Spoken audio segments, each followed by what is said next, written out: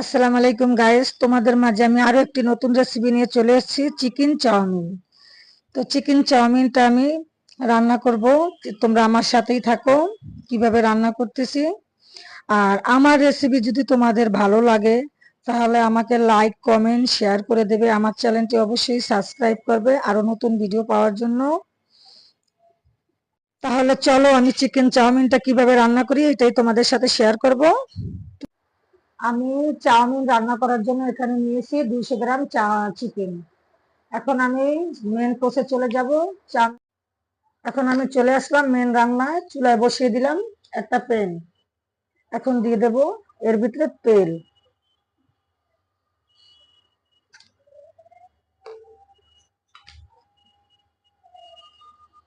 এখন দিয়ে দেব রসুন কুচি।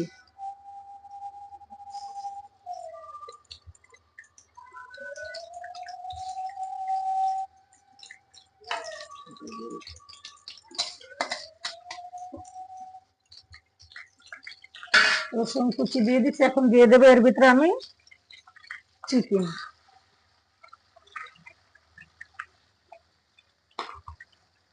চিকেন দিয়ে আমি একটু নাড়াচাড়া করে নেবো।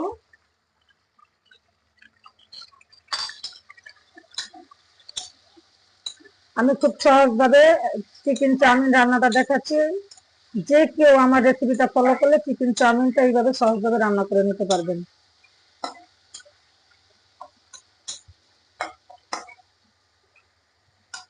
এখন এর ভিতরে আমি দিয়ে দেব গোলমরিচের গুঁড়া।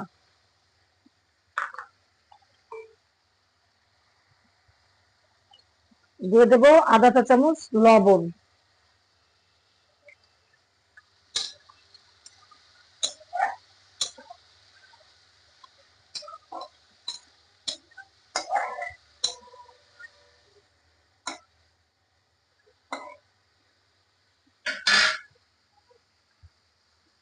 এখন আমি এর ভিতরে দিয়ে দেব পেঁয়াজ কুচি।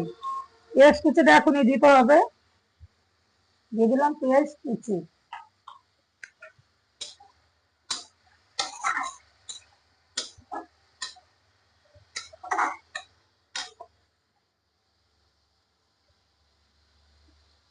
দিয়ে দেব আধা চা চামচেও কম একটু আদা বাটা।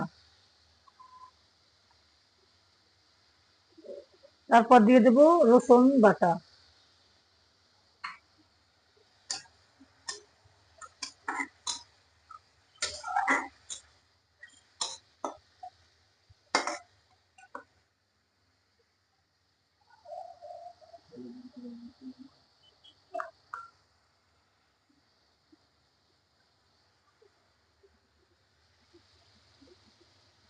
এখন এর ভিতরে আমি দিয়ে দেব গাজর কুচি। গাজর এবং লুইবা কুচি দুটোই আমি এখন সবজিগুলো দিয়ে দেবো এর ভিতরে। আপনার হাতের কাছে থাকা যে কোনো সবজি আপনি ব্যবহার করতে পারেন। গাজর কিংবা পাতাকপি ফুলকপি যে যা হাতের কাছে যা আছে সেটা দিয়ে এই নুডলসটা রান্না করতে পারবেন। আমি দিয়ে দিলাম গাজর কুচি, দিয়ে দিলাম লুইবা কুচি। অনেকগুলো একটু সিদ্ধ হতে সময় লাগবে, এই জন্য এই উপকরণগুলো আমি আগেই দিয়ে দিলাম।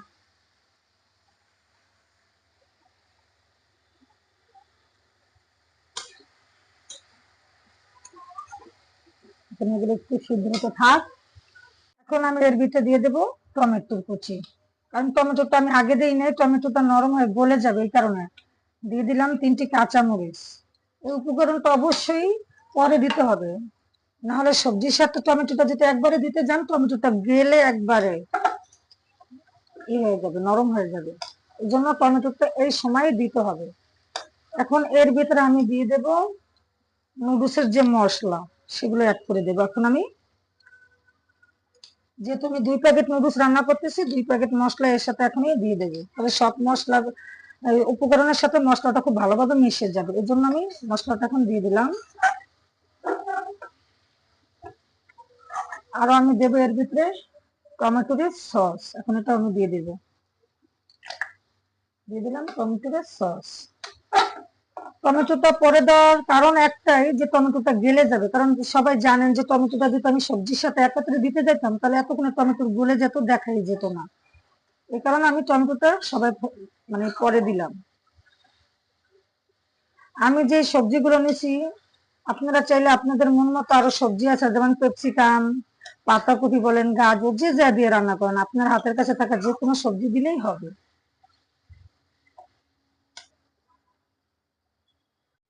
আমি আর একটি চুলায় বসিয়ে নিলাম নুডলস সিদ্ধ করার পানি। এখন আমি এর ভিতরে দিয়ে দেবো একটু কাঁচা তেল, তাহলে নুডলসটা গায়ে গায়ে লাগবে না। এর জন্য আমি একটু কাঁচা তেল ব্যবহার করলাম। এখানে নুডলস সিদ্ধ করে নেব।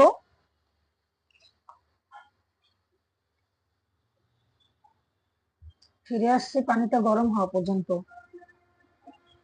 আমি পানি বলক এসে পড়েছে, আমি এখন নুডলস গুলো দিয়ে দেবো। আমি কিন্তু পানির ভিতরে একটু কাঁচা সয়াবিন তেল ব্যবহার করেছি, সেটা দেখেছেন, কিন্তু ওইভাবে ব্যবহার করলে কিন্তু নুডলসটা লাগবে না। চাউমিনটা আমি একটু মাঝখানে ভেঙে নিয়েছি, অনেক বড় লম্বা, এর জন্য আমি চাউমিনটা আগেই ভেঙে নিয়েছি।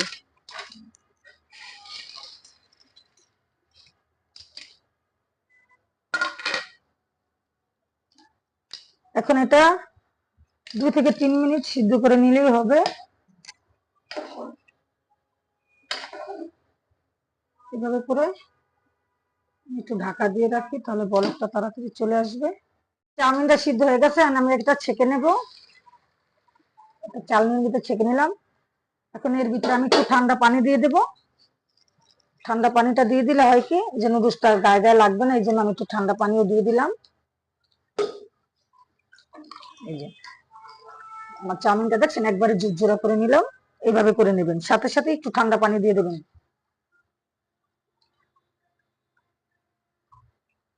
হয়ে গেছে আমার চাউমিন। এখন এর ভিতরে আমার সবকিছু হয়ে গেছে, আমি এর ভিতরে দিয়ে দেব চাউমিন।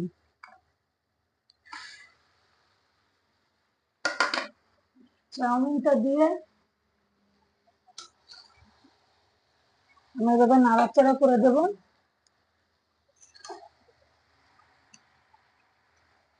দেখছেন এখন সবকিছু পারফেক্টলি আছে। এইভাবে বাসায় ট্রাই করে দেখেন, এটা ইজি। এভাবে রান্না করাটা একেবারে ইজি। আমার একটা নুডলসও কিন্তু গায়ে লাগেনি।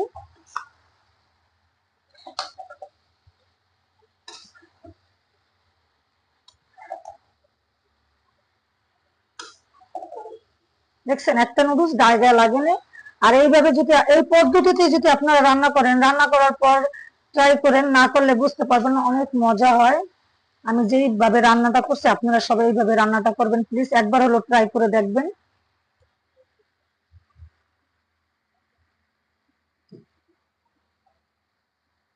এখন এর ভিতরে আমি একটু ম্যাগি মশলা মানে মশলাটা দিয়ে দেবো। এটা অপশনাল, আপনারা চাইলে দিতেও পারেন, নাও পারেন। আমি একটু দিয়ে দিলাম, মানে আমার কাছে ভালো লাগে আর কি, ম্যাগি মশলাটা দিয়ে দিলে একটু দিয়ে আমি দিয়ে দিলাম। ম্যাগি মশলাটা তো সবার একটু ফেভারিট থাকে, এটা হচ্ছে কারণ। আমার নুডলসটা হয়ে গেছে, এখন এর ভিতরে আমি ধনিয়া পাতা কুচি দিয়ে, বাস, ওকে নুডলস আমি এর ভিতরে দিয়ে দিলাম ধনিয়া পাতা কুচি।